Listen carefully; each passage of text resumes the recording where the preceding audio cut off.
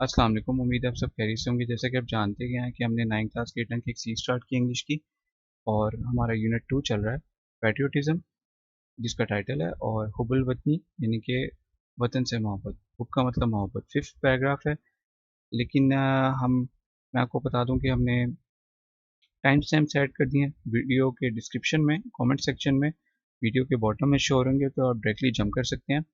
और उससे पहले मैं ये आपको कहूँगा, रिक्वेस्ट करूँगा कि आप इसके ये स्क्रीनशॉट ले लें, तो क्योंकि आप जो है ना, ताकि इसके सिनोनिम्स और मीनिंग्स हम याद कर लें अच्छे से। एन का मतलब है नाउन, एडीवी का मतलब है एडवर्ब, और वी का मतलब है वर्ब, एडीजे का मतलब है एडजेक्टिव। ठीक है, तो हम इसे स्टार्ट करते हैं। फीलिंग, इमोशन, सेंटीमेंट, एहसास, स्पिरिट, एंथुजियाज्म, विगर, जज्बा। Continuously, continuously, constantly, unbroken, consistently, मुसलसल, बिला तवक्कुफ। कंटिन्यूसली, कंटिन्यूसली, ठीक है। कॉन्स्टेंटली, अनब्रोकन, कंसिस्टेंटली, मुसलसल, बिला तवक्कुफ। इंस्पायर, मोटिवेट, स्टिमुलेट, इनकरेज, मुतासिर करना, हौसला देना। गाइड, डायरेक्ट, लीड, रहनुमाई करना, रास्ता दिखाना। Devoid, lacking, deficient in, without, barren, महरूम, खाली। ब्रीथ, रिस्पायर, गास्प, सांस लेना। डेड, अनएनिमेट, बेजान, मुर्दा। नेटिव, नेशनल, कंट्रीमैन, वतनी, देसी। लैंड, अर्थ, ग्राउंड, जमीन, मुल्क। हाथ, हाथ is an old fashion third person singular form of the verb have. जो ओल्ड फैशन इंग्लिश थी उसमें हैव की जगह हाथ इस्तेमाल हुआ करता था, लेकिन अब हैव इस्तेमाल होता है। और ये तो हो गया इसका इसकी जो, ठीक है, मतलब ये इसकी आप कह लें कि क्यों ये हाथ का क्या मकसद है, मतलब क्या इसका वजह तस्मिया जिसे हम उर्दू में बोलते हैं।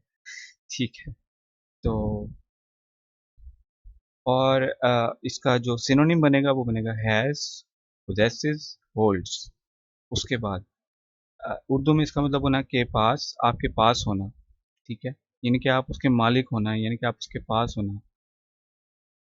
ठीक है, अच्छा, तो अब हम चलते हैं ट्रांसलेशन की तरफ।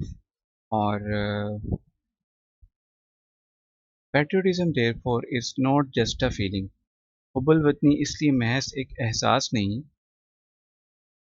It is a life spirit that continuously inspires and guides a nation. बल्कि एक ऐसा जिंदा जज्बा है जो मुसलसल एक कौम को मुतासिर और रहनुमाई करता है। In the words of S. W. Scott, a man devoid of patriotic spirit is like the one who। S W Scott के अल्फाज में, हुब्बुल वतनी के जज्बे से महरूम शख्स ऐसे इंसान की तरह है जो, अच्छा, इन्वर्टेड कोमास आप देख रहे हैं, ये इधर लगे हुए हैं, इधर भी लगे हुए हैं, तो इधर भी आपने लगाने हैं, लेकिन यहाँ पे आप एक फ़र्क देख रहे हैं कि यहाँ पे डबल कोमास लगे हैं, इन्वर्टेड कोमास नहीं है। तो हमें यहाँ पे भी इन्वर्टेड कोमास लगाने होंगे, तो मैं इसको ठीक करता हूँ, आप देखिएगा। ये देखें, ये इन्वर्टेड कोमास मैंने करेक्ट किए हैं। तो ये आपने इन्वर्टेड कोमास ही रखने हैं, डबल कोमास और इन्वर्टेड कोमास में फ़र्क होता है। ठीक है, उधर भी इन्वर्टेड कोमास हैं, तो हमने इधर भी इन्वर्टेड कोमास, और कैसे शुरू हो रहे हैं और कैसे ख़त्म हो रहे हैं ये आप देख सकते हैं। उल्टे ये यहाँ पे ख़त्म हो रहे हैं। ठीक है, अच्छा।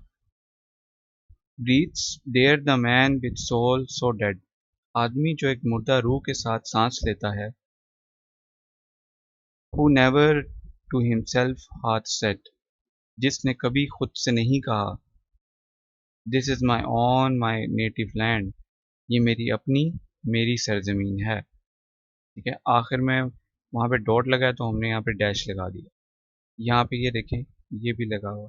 ठीक है, ये भी कॉलन आपने लगाना है लाजमी। तो ये छोटी छोटी चीज़ें हैं, और ये कॉमास देखें आप। ठीक है, इंग्लिश में भी लगे हैं और हमने उर्दू में भी लगाए हैं यहाँ पे। ठीक है, तो ये चीज़ें, ठीक है, ये आप ये देखें, इधर कुछ भी नहीं है तो हमने भी इधर कुछ नहीं लगाया, और इधर कॉमा लगा तो हमने भी इधर कॉमा लगा दिया। तो इस तरीके से आपने ये चीज़ें देखनी है। और ये कॉलन का साइन है, COLON, कॉलन, और हमने भी यहाँ पे कॉलन लगा दिया।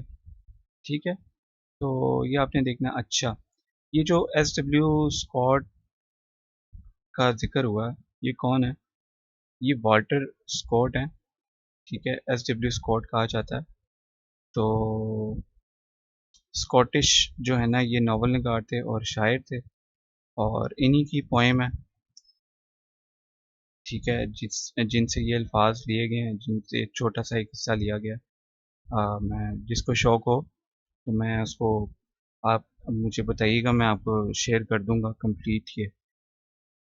और ठीक है, ये स्कॉटिश नावल निगार थे और शायर थे, और 1771 में इनकी पैदाइश, और 1771 में ये पैदा हुए, और 1832 में ये फौत हो गए, वफात पा गए, ठीक है। अच्छा, चलें, और अब हम चलते हैं होमवर्क की तरफ। ये स्कॉटिश का लफ्ज़ इसलिए यूज़ हुआ है क्योंकि ये स्कॉटलैंड में पैदा हुए थे, ठीक है। ये स्कॉटिश का वर्ड अक्सर आप देखा होगा आपने। स्कॉटिश का जो लफ्ज़ यूज़ होता है ना, वो स्कॉटलैंड की मुनासबत से यूज़ होता है। यूनाइटेड किंगडम आपको पता है 4 कंट्रीज से मिलकर बना हुआ है, तो जिसमें से एक स्कॉटलैंड है, ठीक है। तो इसलिए इनको कहा गया स्कॉटिश नॉवलिस्ट। चलें, अब आप मुझे बताएं कि आपने कल का होमवर्क किया, अगर नहीं किया तो अभी बताएं कि आपके साथ क्या सलूक किया जाए, छोड़ दिया जाए या क्या किया जाए, ठीक है। और ये आपका होमवर्क है आज का। आपने बताना है कि ये जो है ना, आपने इसके सबसे पहले मीनिंग्स याद करने हैं, और उसकी सिनोनिम्स याद करने हैं, ठीक है। और उसके बाद आपने इसकी ट्रांसलेशन ज़बानी करनी है, फिर एक दफ़ा आपने उसकी ट्रांसलेशन लिखनी है, फिर उसके चेक करना है, मिस्टेक्स निकालनी है। उसके बाद फाइनल एक दफ़ा और आपने ट्रांसलेशन लिखनी है, तो इंशाल्लाह आपको फिर भूलेगा नहीं, ठीक है। बहुत शुक्रिया, अपना ख्याल रखें, अल्लाह हाफिज़। और चैनल को सब्सक्राइब कर दें, सब्सक्राइब। थैंक यू, अल्लाह हाफिज़।